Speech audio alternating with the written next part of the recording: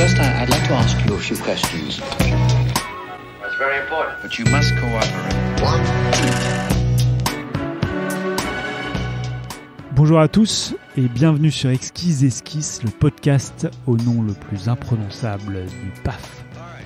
Alors aujourd'hui, c'est Noël, donc forcément, j'ai essayé de vous concocter un petit épisode bonus fort sympathique avec deux illustratrices, Anne Montel et Églantine Queulemans, qui ont la particularité de participer au livre Duo, initié par Sébastien Ménard et Gérald Garlet.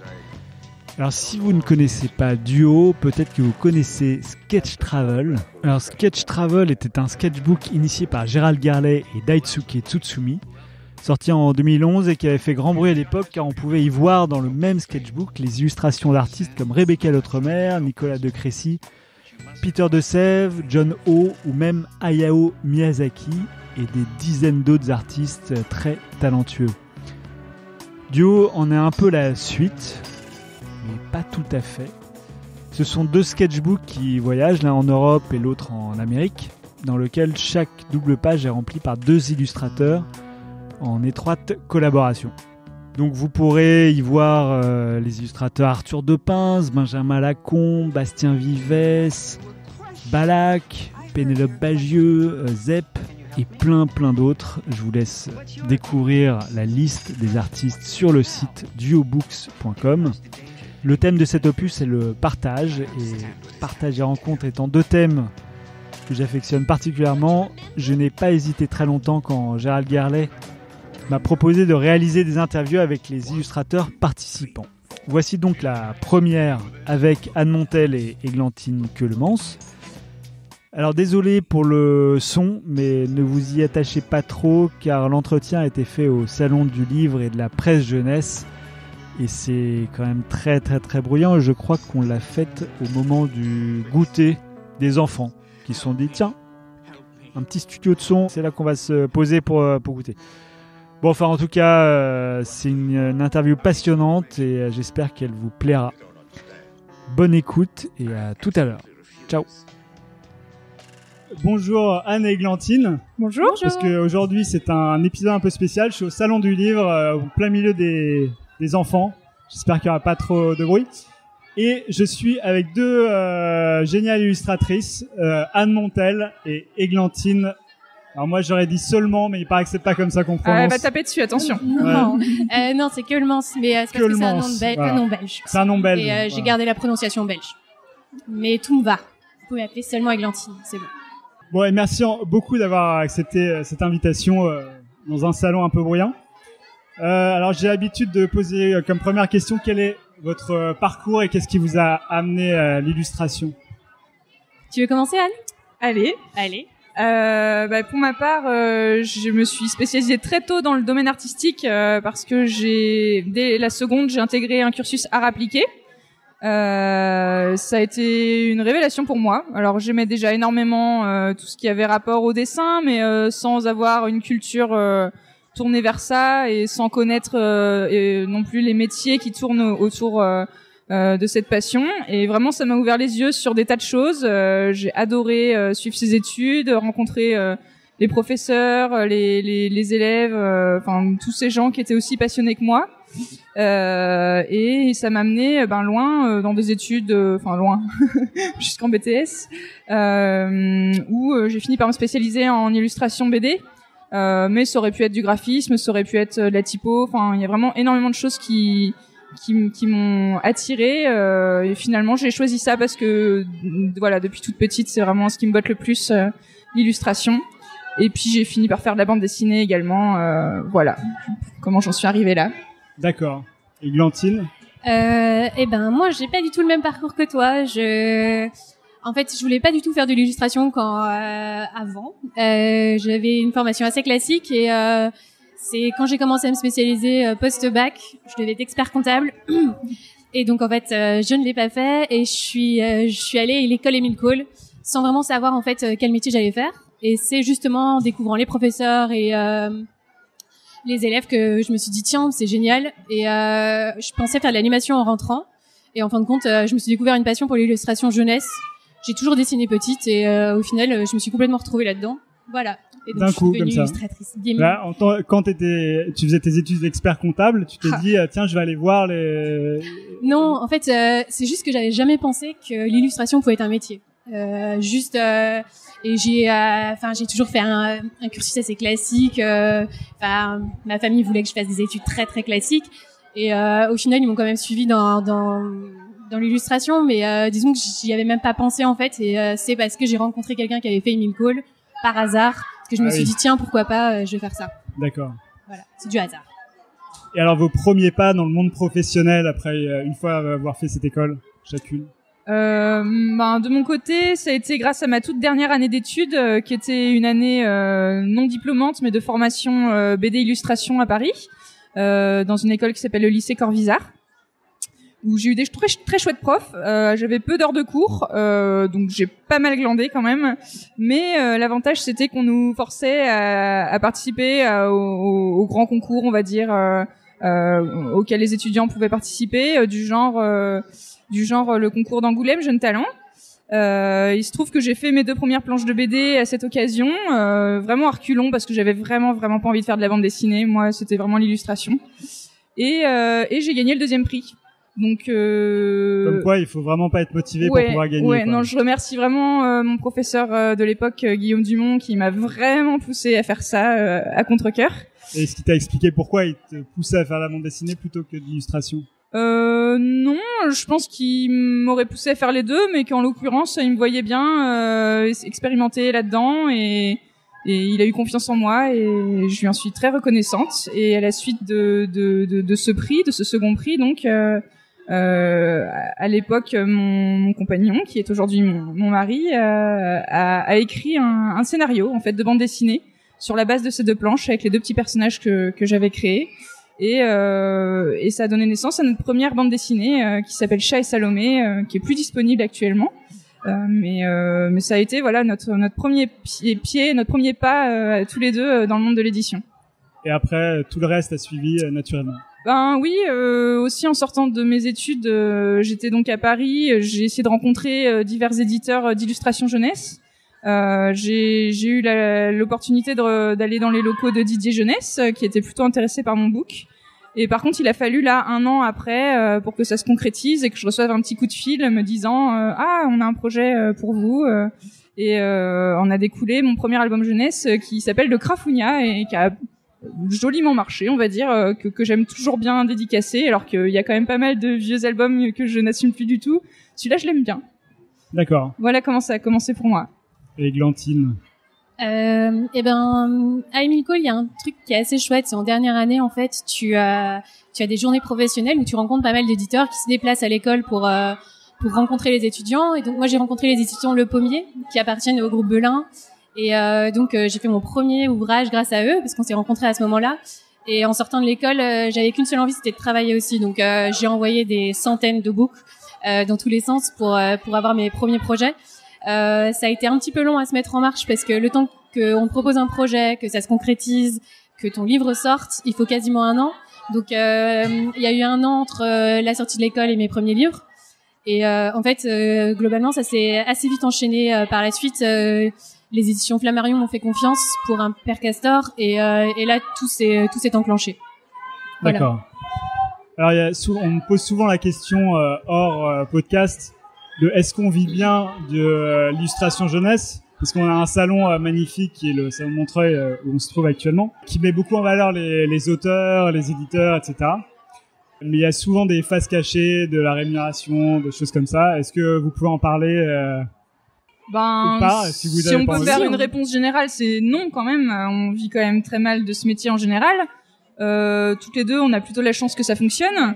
Moi, pour ma part, c'est aussi grâce à ma casquette autrice BD, parce que voilà, il se trouve que dans mes contrats BD, j'arrive à mieux me faire rémunérer que dans l'album jeunesse, même si j'ai eu la chance depuis quelques années de rencontrer des éditeurs qui font des efforts là-dessus, vraiment. Mais il y a plus des 2/3 des gens qui font ce métier qui sont en dessous du SMIC, donc non, c'est vraiment pas un métier rémunérateur. Il y a encore beaucoup de problèmes à régler, des progrès à faire, ne serait-ce que par exemple sur le thème de la dédicace. Il y a vraiment le sujet en ce moment qui apparaît. Alors tous ne sont pas pour, mais est-ce qu'il faut rémunérer les dédicaces, oui ou non? C'est une question qui se pose actuellement. Voilà. Je ne demande pas de réponse, mais ouais, moi pour répondre peut-être à la question, oui, en effet, c'est pas toujours facile de s'en sortir. Mais personnellement, enfin, je sais que Anne, on est un peu dans le même cas. Enfin, Anne et moi, on se parle quasiment quotidiennement par Messenger là-dessus. Mais en fait, j'ai cette chance en fait de travailler avec l'étranger et notamment les États-Unis et l'Angleterre, et c'est ce qui me permet de m'en sortir. C'est vrai que si j'avais pas cette corde à mon arc, j'en vivrais pas bien. Alors que je fais quand même beaucoup de bouquins. Non, c'est vraiment pas facile. Le marché est plus important à l'étranger qu'ici. Ouais. En fait, c'est surtout les cachets sont bien plus conséquents. Donc ouais, c'est ce qui permet en fait de s'en sortir. Enfin, pour ma part, c'est ce qui m'a permis de me sortir la tête de l'eau, quoi. Et en tout cas, je vais rajouter que c'est une inquiétude. Même voilà, là je dis, on a de la chance, on s'en sort plutôt bien avec Églantine, mais ça reste pour tous et pour nous aussi une inquiétude quotidienne de savoir. Qu'est-ce que je vais faire l'année prochaine? Est-ce que je vais pouvoir continuer à faire ça tout le temps, toute ma vie? Est-ce que je vais pouvoir payer mon loyer telle année où je sens que j'ai aucun projet et que je sais pas trop ce que je vais devenir? Voilà, c'est quand même une angoisse qui reste. Ouais. Parce que vous êtes lié à la vente de vos albums forcément, quoi, à un moment donné. On est surtout lié aux avaloirs parce que aujourd'hui je parle pour moi, Anne, je sais pas toi, mais moi j'ai des droits relativement ridicules en fait sur mes livres. Et donc, le temps que je rembourse mon avaloir, il faudrait vendre vraiment des milliers de livres pour arriver à toucher un petit salaire avec. Donc, je compte sur mes avaloirs. Les avaloirs, en fait, c'est ce qu'on te verse quand tu sais peut-être que Non, ouais, tu fais bien de le rappeler. C'est ce qu'on nous verse, en fait, en avance, en se disant, ton livre, peut-être qu'il va nous faire gagner autant, donc on te donne ça en avance, tu dois pas le rembourser, mais, j'ai touché des droits, mais ça reste quand même assez minime si tu te bases que là-dessus, quand même. Ce qui est super aussi dans ce métier, en complément financier, c'est les rencontres scolaires. Et c'est vrai que moi, j'en fais beaucoup. Moins maintenant que je suis maman, mais c'est vrai que c'est quelque chose que j'ai énormément fait, que je continue à faire, de participer au salon avec des rencontres en amont dans les écoles, dans les bibliothèques, qui sont donc rémunérées. Et ça, c'est vraiment une part non négligeable de l'argent qu'on peut gagner, quoi. Vraiment, c'est... Ouais, c'est vrai. Mais le seul truc que je pourrais dire là-dessus, c'est que tous les week-ends, tu fais 3 à 4 heures de train pour y aller. C'est pas anodin non plus. C'est très épuisant. Déjà qu'on fait des gros horaires. Oui, faut faire ça en à côté, mais c'est pas du tout anodin comme démarche. Ouais, voilà, merci. Ok, donc compliqué quand même. Ouais. En gros. Oui, ça demande beaucoup de temps d'investissement.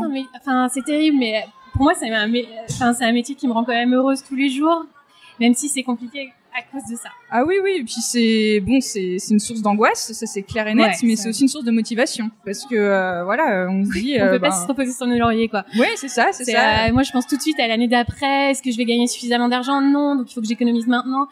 C'est tout un calcul perpétuel dans ta tête, et il est vrai que moi, je pense régulièrement à qu'est-ce que ça va être dans 20 ans? Je sais pas toi, mais c'est vrai. Surtout. Moi, c'est une grosse angoisse aussi de me dire est-ce que mon style sera pas totalement désuet dans 10 ans? Personne n'aura plus de moi. C'est mon gros stress aussi. On me aussi. montrera du doigt en riant. Ouais. On se serrera les coudes. Et du coup, ça vous pose question de changer de style la question est-ce que vous vous sentez obligé de garder votre style, justement? Personnellement, je me pose pas la question de changer de style, mais plutôt de persévérer, pour m'améliorer. Moi, j'utilise l'aquarelle et c'est vrai que je vois déjà les progrès que j'ai faits, en quelques années.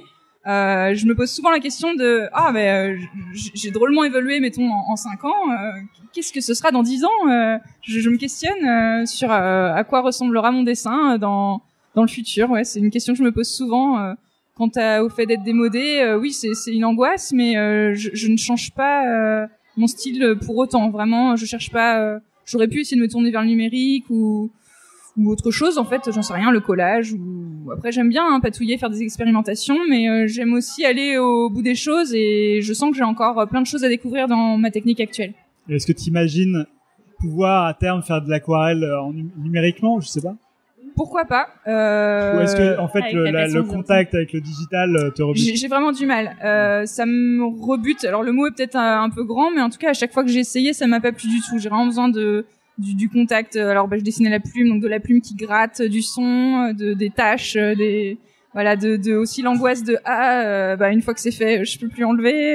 Voilà. Non, j'aime bien les sensations que ça me procure. Et toi, Églantine, parce que il me semble que tu fais aussi de l'aquarelle. Ouais, j'ai un peu la même technique que toi, sauf que moi je fais du Colorex, donc c'est une encre qui, je me suis tournée vers cette encre parce elle a des couleurs très très vives et je trouvais que l'aquarelle, j'arrivais pas à le gérer suffisamment pour avoir cette même force dans les couleurs, etc. Donc mais par contre moi je fais un petit peu de numérique. Il est vrai que comme Anne, je vais avoir une tendance à préférer les techniques traditionnelles parce que en effet, tu as ce contact avec le papier qui est génial. Et tu vois exactement à quoi va ressembler ton dessin, alors qu'à l'ordinateur, en fait, t'arrêtes pas de zoomer, tu rentres dans des détails que personne ne va voir parce que, tu rentres vraiment dans du détail qui est peut-être pas nécessaire. Mais bon, ça c'est mon point de vue. Mais voilà, donc oui, je fais des techniques traditionnelles, mais je suis quand même avec l'ordi. Et par contre, pour en revenir à ce qu'on disait sur le côté démodé, je pense aussi qu'on suit, on vit dans la société, on regarde comment ça évolue, et je pense qu'on sera, c'est incontestable, on sera touché par l'évolution de la mode, etc. Donc on va évoluer avec ça. Bah c'est bien, t'es optimiste. Mais oui. Mais est-ce que l'aquarelle n'est pas justement un médium un peu hors du temps? Enfin, je veux dire, Turner l'utilisait il y a 2 siècles ou. Ouais. Mais en fait, je pense pas que ce soit la technique de l'aquarelle qui pourrait poser problème. C'est plus, j'en sais rien. Quand tu regardes certaines illustrations qui ont été faites il y a 30 ans, tu vois qu'elles ont été faites il y a 30 ans, c'est plus, je sais pas. Des automatismes plutôt de cadrage, ça, ou d'influence aussi, qui sont très visibles parfois. Et des choix colorés, voilà. De mise en scène, c'est ce que t'entends par cadrage. Oui, c'est vrai que, voilà, parfois on voit vraiment des influences d'illustrateurs, bon, j'ai pas envie de citer de nom, mais, parfois j'ouvre un livre, je vois clairement l'influence et je me dis, est-ce que dans 20 ans, ça plaira encore, tellement c'est marqué de cette époque-là, je sais pas. C'est vrai que c'est des questions que je me pose aussi parfois. Est-ce que en allant d'influence en influence, on finit pas par avoir un truc qui évolue sans forcément très changer? très certainement, si. Oui, parce qu'on se nourrit tous. Oui, bien sûr, c'est un courant. On nage tous dans le même courant. Et alors justement, vous avez toutes les deux choisi la technique de l'aquarelle, qui est quand même une des techniques les plus compliquées à mon avis, on n'a pas le droit à l'erreur, ou alors on utilise cette erreur pour en faire quelque chose de beau, justement. Pourquoi avoir choisi ce médium? Pour ma part, en fait, ma mère était aquarelliste. Donc c'est quelque chose qui m'est très familier et qui a toujours eu un côté comme ça très familier. En fait, j'ai pas d'autre terme. Quand j'étais petite, je voyais la palette qui traînait toujours sur la table, j'étais fascinée par les pinceaux, les couleurs qui brillent, le papier avec ce grain particulier. C'est quelque chose que j'ai toujours connu. Donc quand j'ai commencé à vraiment m'intéresser à l'illustration lors de mes études, c'est vraiment la première technique vers laquelle je suis allée parce que ça me paraissait naturel. Et j'ai vraiment accroché tout de suite. Mais j'avais vraiment aucune notion technique. Vraiment, je découvre même. Maintenant, ça fait 10 ans que j'en fais. Et je découvre encore tous les jours des médiums différents, des choses pour donner des effets différents. Des règles aussi toutes bêtes à suivre que je n'avais jamais théorisées. Moi je trouve ça assez passionnant. Je pourrais en parler pendant des heures, attention. Et moi en fait c'est parce que à l'école on nous a beaucoup poussé à utiliser cette technique. Et en fait c'est un peu la technique entre guillemets, même si ça n'est pas le cas, mais un peu cheap parce que t'es pas obligé d'avoir un ordinateur, une tablette graphique, etc. Et c'est vraiment la technique que c'est celle que tu utilises en premier, même petit.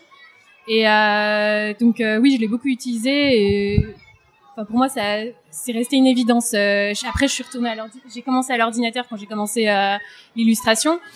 C'est peut-être pas, je suis peut-être meilleure en tradi. Je suis restée à ça.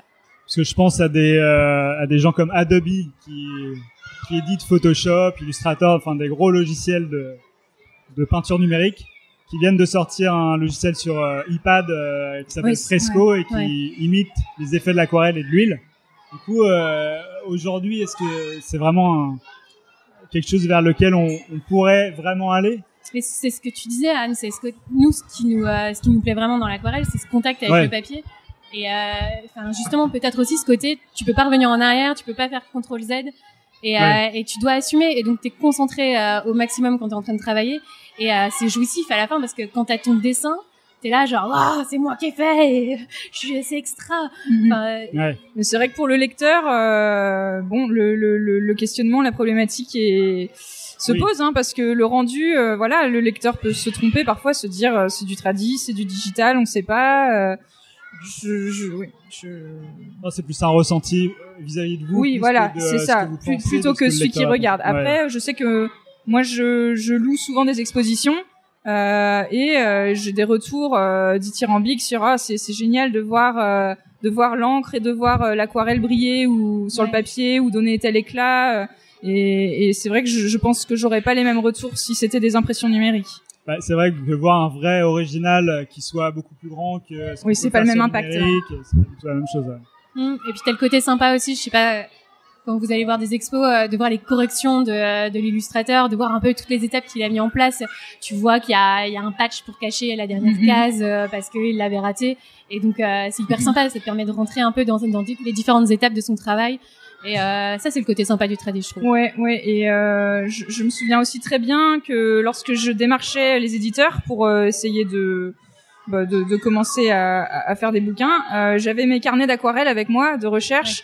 Ouais. Et c'est ce qui les séduisait par-dessus tout, outre mon book qui était imprimé sur du beau papier, dans un beau classeur tout propre. Non, ce qu'ils voulaient, c'était mes carnets tout défoncés, avec des pages déchirées, dans lesquelles il y avait mes aquarelles. Enfin, c'est vraiment, c'est un truc charnel, quoi. Donc ils cherchent l'erreur qui va rendre le dessin plus beau, quoi. Alors, vous êtes beaucoup illustratrice, mais est-ce que vous êtes un peu autrice? Alors, je sais qu'Églantine, toi, tu l'es beaucoup. Peut-être un peu plus que Anne, je crois. Mais Églantine, moi, je suis beaucoup entre guillemets parce que j'ai commencé cette année. J'ai écrit mon premier roman qui va être édité chez Little Urban. Je vais aussi adapter une bande dessinée, mais ça c'est encore secret. Donc, en fait, oui, j'ai toujours écrit, mais c'est difficile. Moi, j'ai fait 5 ans de formation pour devenir illustratrice. J'ai vachement appris pendant 5 ans et tout d'un coup je me dis tiens je suis autrice alors que j'ai pas fait de formation. C'est hyper stressant et avant que j'ose me dire je vais me lancer dans l'écriture, il m'a fallu beaucoup de temps. Est-ce que tu peux te lancer dans l'écriture en vue de le dessiner? C'était ça le but. C'était ça la démarche, parce que en fait c'est extra, tu fais toujours un partenariat avec un auteur, mais parfois t'as envie d'avoir ton bébé à toi. Et j'ai appris plein de choses en faisant des partenariats avec des auteurs, mais j'avais envie d'avoir mon bébé à moi, avec mes idées farfelues à moi, qui soient vraiment de A à Z, mon petit monde.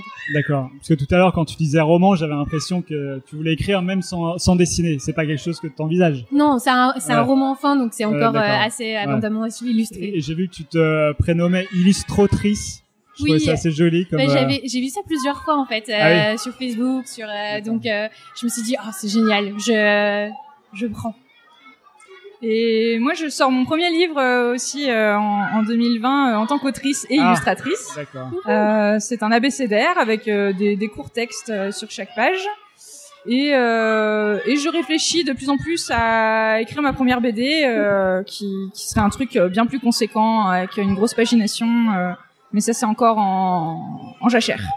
C'est long à écrire une BD, j'imagine, non? Je ne sais pas, puisque je ne l'ai jamais fait, mais je vois avec l'auteur que j'ai à la maison que oui, ça prend du temps et de l'énergie, mais ça viendra. Alors, si vous êtes toutes les deux sur le podcast aujourd'hui, c'est grâce au livre de Gérald Garlet et Sébastien Ménard, qui sont initiés dans un livre qui s'appelle Duo. C'est-à-dire, le principe, c'est 2 illustrateurs ou illustratrices dessinent en même temps sur le même dessin. Donc, comment vous avez rencontré Gérald Garlet et Seb Ménard? Je pense que c'est moi qui vais répondre en premier, là. En fait, j'ai la chance d'être dans un atelier, au passage super, avec une collègue d'atelier qui s'appelle Caroline, qui est donc une amie proche de Gérald. Et Caroline a parlé de mon travail à Gérald, et elle lui a dit tiens, je suis en atelier avec Églantine. Et Gérald avait déjà entendu parler de moi par une autrice avec qui j'avais travaillé, qui s'appelle Clémentine Beauvais. Et donc Gérald s'est dit tiens, je vais la contacter pour Duos Books, allez, c'est parti. Et donc, quand il m'a contacté, il m'a dit bon, par contre, c'est un duo, donc il va falloir que tu trouves quelqu'un avec qui travailler. Et Anne, en fait, c'est mon binôme depuis le début. Enfin, il faut quand même le dire, c'est un peu mon binôme de travail parce que quand j'ai commencé, moi, j'étais assez seule et Anne a toujours été mon petit bras droit. Ouais, il y a les cris des enfants. Ouais. Je vois que vous me regardez là. C'est le salon, voilà. On est ravis. Ouais. J'essaye quand même de continuer. Ouais, je continue. Vas-y. C'était bien, tu disais des trucs bien sur moi, vas-y. Et donc oui, en fait, on se connaît depuis qu'on travaille, donc ça fait maintenant 8 ans quasiment qu'on se parle tout le temps par message, et donc c'était une évidence en fait, étant donné qu'on a des styles relativement proches, même pas similaires mais proches. Je me suis dit tiens, ce sera un parfait binôme, et donc je t'en ai parlé, et c'est là comme ça que t'en as entendu parler. Oui, exactement. C'est grâce à Églantine que j'ai pu participer à ce livre, et c'était vraiment une expérience rigolote de mélanger nos deux styles, et je trouve que ça donne un truc assez homogène, donc c'est assez marrant. Ouais. Mais en même temps, je pense qu'on s'est vraiment mélangé parce que Anne est assez forte en dessin d'animaux et en dessin de plantes. Moi, j'adore tout ce qui est architecture et dessin compliqué. Donc j'ai dessiné plus l'architecture du dessin en laissant des trous pour Anne qu'elle les remplisse, et après la couleur, là c'est plus toi, étant donné que j'ai géré la couleur, et puis ça a donné ce qui apparaîtra dans le livre, c'est assez curieux en fait. J'ai du mal à retranscrire mes sentiments quand je regarde cette image. Je la trouve chouette, ça me rappelle les bons souvenirs, et on voit vraiment notre patte à toutes les deux sans que ce soit choquant. Donc ouais, et c'est vrai que en fait quand on voit l'illustration, on pense pas à ce qu'il y avait derrière, mais ça a été un super moment aussi parce que je suis allée chez Anne, on était dans son petit atelier, c'était toute une histoire parce que malheureusement ton petit bébé était malade, donc ça reste un énorme souvenir.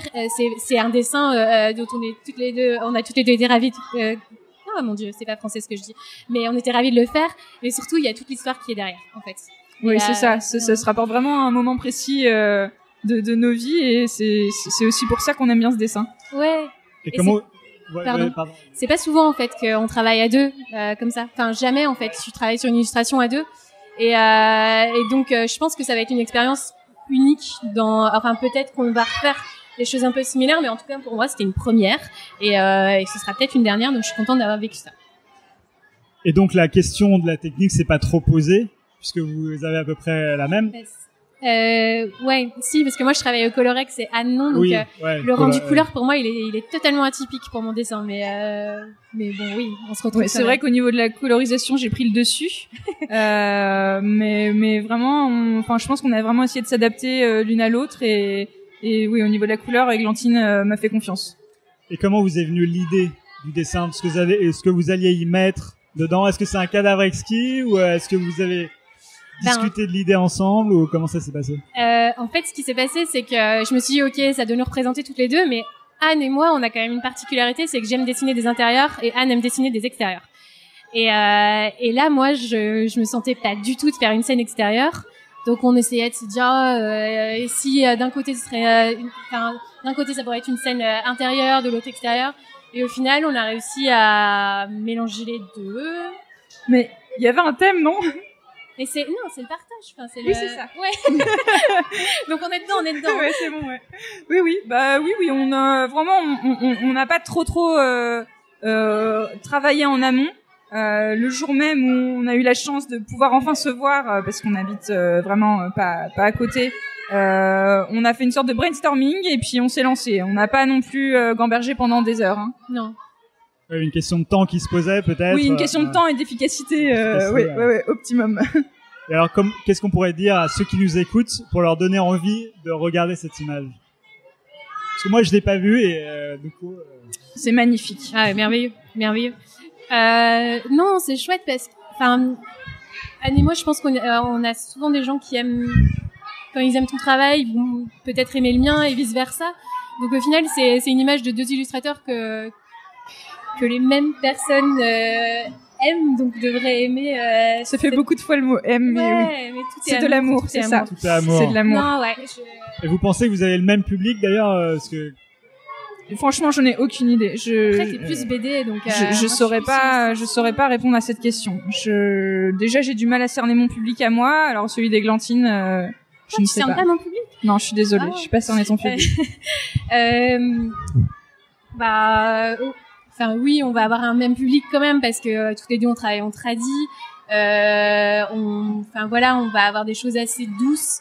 Tu vas être beaucoup plus poétique que moi. Je vais peut-être être un peu plus dans la blague potage parfois, mais je pense que si notre public diffère à un moment, et c'est probable qu'il soit différent, c'est plutôt au niveau des contenus, des histoires, des textes qui ne s'adressent pas au même public. Voilà, c'est ça que je voulais dire. Comment on différencie un public, enfin l'âge d'un public, parce que j'ai du mal à imaginer qu'un enfant de 7 ans n'ait pas envie de lire quelque chose qui soit adressé par les adultes à des enfants de 11 ans, par exemple. Mais c'est hyper dur, c'est hyper dur. Nous, on déteste, avec mon binôme de texte, du coup, avec Loïc Clément, avec qui je fais énormément de livres, on n'arrive pas à dire c'est pour tel âge quand on nous demande en salon.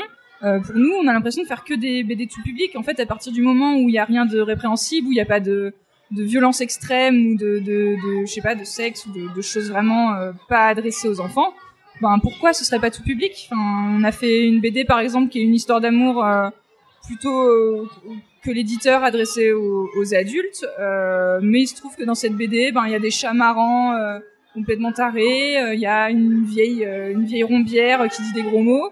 Finalement, on a plein d'enfants qui adorent ce livre, donc moi j'aime vraiment pas. Je sais qu'il faut le faire d'une manière très commerciale, mais moi j'ai vraiment du mal à définir un public pour mes livres.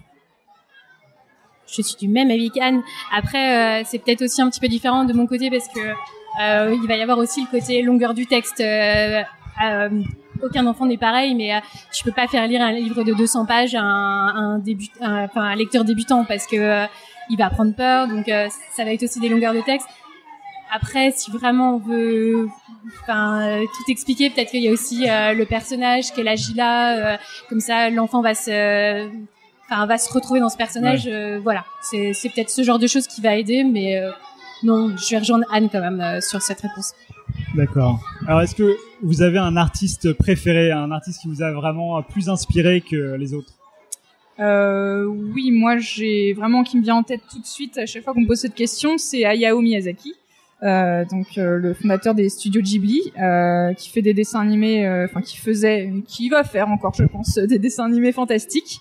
Ça a bercé toute mon enfance et ça continue de bercer ma vie d'adulte. Je ne me lasse pas de regarder ces dessins animés seule avec mon fils. Je suis vraiment une grande admiratrice de ce monsieur, de la créativité qu'il a. J'adore regarder des documentaires aussi sur lui, sa manière de travailler, parce que ça a l'air d'être un gros bourru insupportable. Je trouve ça fou qu'il y ait des choses comme ça qui sortent de sa tête. J'adore vraiment. Et ben moi ce sera Babette Cole. Alors je pense que tout le monde a déjà vu ses illustrations, mais peut-être qu'on sait pas trop ce qu'elle. Enfin, tu connais toi, c'est sûr, mais oui, je connais parce que tu m'en parles de temps en temps, mais en effet, je connaissais ses illustrations avant que tu m'en parles, mais j'avais pas retenu son nom. Je pense qu'on retient pas son nom à cette dame. Mais en fait, parce que pour moi, ça a été c'est totalement décalé. Elle a un humour qui est un peu borderline. C'est une anglaise et moi, c'est ce qui m'a justement donné cette passion pour l'illustration complètement décalée et oser dessiner des choses qu'on devrait peut-être pas dessiner, mais en même temps avoir un côté extrêmement mignon, extrêmement drôle, mais oulala, ça clique. Donc j'adore ce qu'elle fait. C'est complètement lâché, elle s'en fout s'il y a des tâches, tout ce qu'elle veut c'est faire rire et voilà, je suis une grande fan. Voilà. Et donc c'est ce que tu essayes de mettre toi dans tes illustrations, de mettre ce brin de folie. C'est ça, en fait, là je suis un petit peu voilà, je réponds sérieusement, mais j'ai quand même un humour parfois. Elle est zinzin. J'ai un humour un petit peu décalé et ça peut surprendre parfois. Et justement, en fait, je trouve que c'est ce qui fait ma singularité dans mes dessins, c'est ce côté où parfois j'ose des trucs et je me dis après, j'aurais peut-être pas dû aller aussi loin, mais ça passe, donc tant mieux. Donc tu vas de plus en plus loin jusqu'à ce que quelqu'un dise non mais là vraiment. Mais en fait, c'est hyper bizarre, c'est que parfois on me met pas la limite et je m'auto-censure toute seule en me disant non, là ça reste des petits enfants. Bon après je dessine pas non plus des horreurs et des trucs sexuels, hein, mais enfin des blagues qui sont complètement farfelues. Enfin voilà, voilà, bêtement. Alors une question assez classique, donc vous aurez sûrement une réponse. Vos inspirations, vous les trouvez où? Pour peindre, par exemple, ou même pour écrire? Alors, moi, c'est dans le détail. C'est-à-dire que je peux regarder des choses pendant des heures qui vont intéresser personne. Mais par exemple, là, devant nous, on a un jasmin. Depuis tout à l'heure, je suis en train de regarder les fleurs fanées de jasmin et de regarder comment est-ce que comment est-ce qu'elles se sont arrangées autour du pistil pour redescendre. Et c'est vraiment du détail. Et personnellement, j'adore. Bon, là, c'est un truc pas très fun, mais par exemple... Anne, le motif de ta robe, et je vais m'en rappeler, et je vais le reproduire après dans un dessin.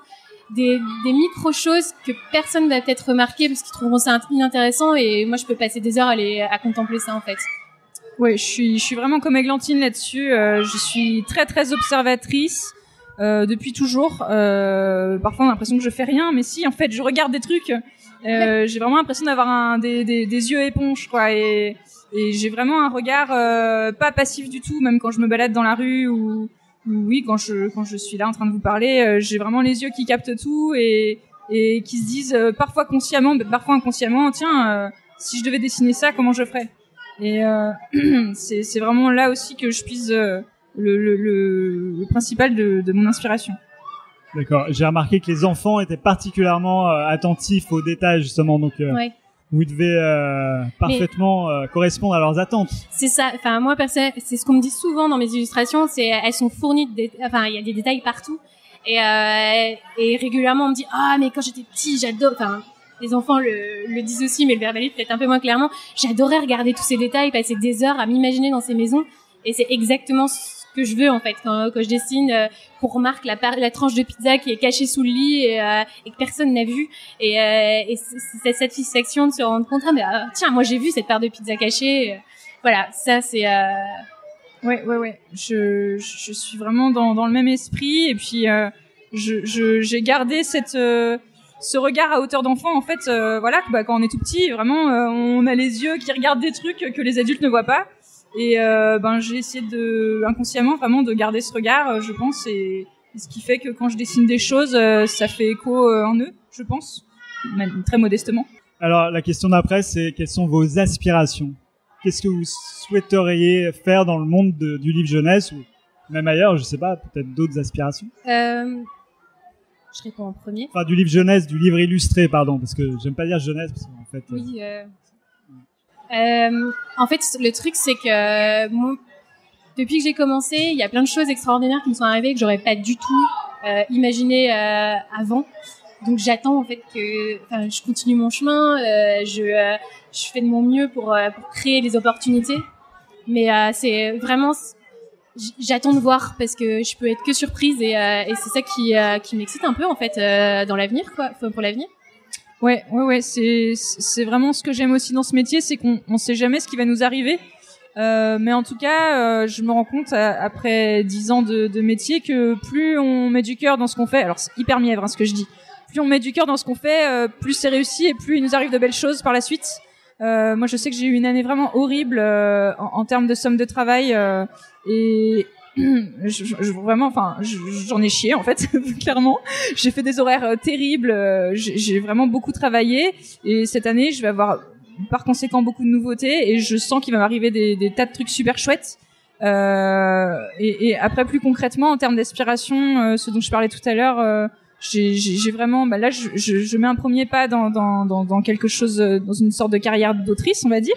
Même si c'est très modeste pour le moment, et je tends vraiment à raconter des choses moi-même en fait, vraiment. Ça c'est quelque chose qui me botterait de A à Z et de plus forcément dépendre d'un auteur aussi talentueux qu'il soit, dire ce que j'ai à dire moi. D'accord. Et est-ce que vous avez lu un livre qui vous a marqué dernièrement et que vous recommanderiez à la Terre entière, parce que la Terre entière nous écoute? Moi j'ai lu 2 BD la semaine dernière sur des registres totalement différents. La première c'est La Renarde, le tome 2 de Sébastien Chrysostome et de Marine Blandin qui me fait hurler de rire. J'adore ce duo, j'adore ces déclinaisons d'aventures autour d'une renarde totalement tarée qui a envie de se faire troncher à tous les coins de la forêt et qui gobe les bébés lapins d'une maman lapin complètement dépressive. Et sur un tout autre registre, j'ai eu un énorme coup de cœur pour la BD de Camille Jourdi qui a justement gagné la pépite de Montreuil hier, qui s'appelle Les Vermeils. J'ai plus de voix, c'est terrible. Les Vermeils chez Actes Sud Junior, je crois bien, donc de Camille Jourdi, qui est vraiment une fable sur l'enfance incroyable. Je parlais d'Hayao Miyazaki tout à l'heure. On est dans une sorte de voyage de Chihiro ou d'Alice au Pays des Merveilles. Enfin, c'est fantastique. C'est très très beau visuellement et ça a vraiment fait écho en moi sur des choses de l'enfance. C'est un très beau livre sur l'enfance, vraiment. Je passe après ça. Non, j'avais vraiment envie de lire Le Lieu de Camille Jourdi, donc tu me donnes encore plus envie de le lire. Moi, j'ai beaucoup lu de choses un peu plus sur les soi-disant adultes. Donc là, et notamment les nouvelles de Roald Dahl que j'ai relues et redécouvertes. Donc Roald Dahl qui est un auteur pour les enfants habituellement.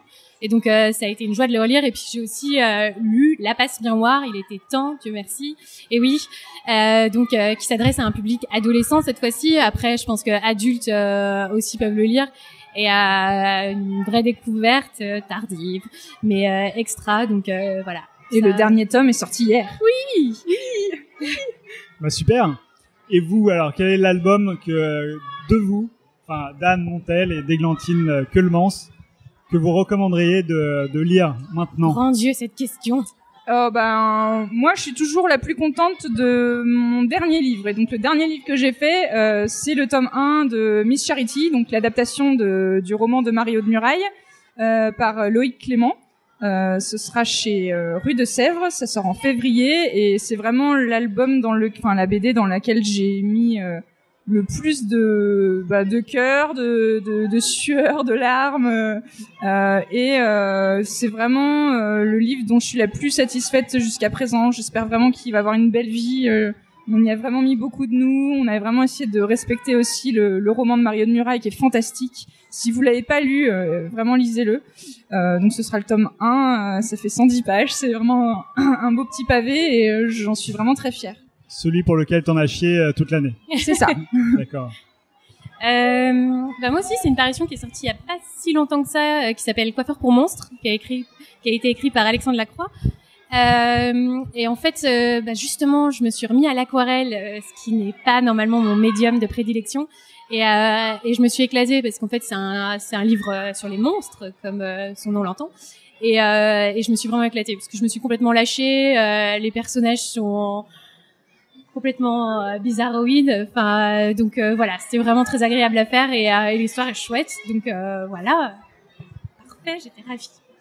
Ok, super. Merci beaucoup d'être venu sur ce micro avec autant de bruit. Merci à toi. Je crois qu'on a égorgé un enfant juste à côté il y a quelques minutes. Plusieurs, je pense, en même temps en plus. Donc merci à vous. Merci. À bientôt.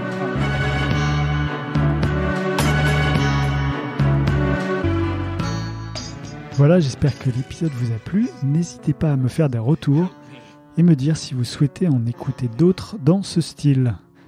Pour ma part, je prends quelques petites vacances et vous retrouverez bientôt. Bonne fête à tous. Ciao. I absolutely refuse